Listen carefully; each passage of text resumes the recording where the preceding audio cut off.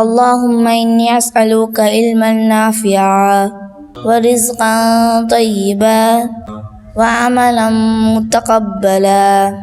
யா அல்லாஹ், நான் உன்னிடம் பயன் தரக்கூடிய கல்வியை, சுத்தமான ஹலாலான உணவை, உன்னிடம் அங்கீகரிக்கப்படும் நல்லறம் ஆகியவற்றை கேட்கிறேன்.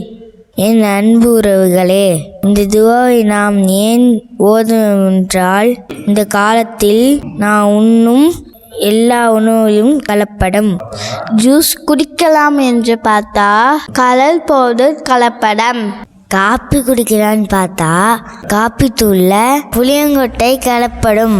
மிளகு வாங்கலான்னு பார்த்தா பப்பாளி விதை கலப்படம். தோசை சாப்பிடலான்னு பார்த்தா கோல மாவு கலப்படம். அப்போ இந்த துவாவை நம்ம கண்டிப்பாக ஓதணுமா வேணாமா? இன்ஷா அல்லாஹ் கண்டிப்பாக ஓதணும்.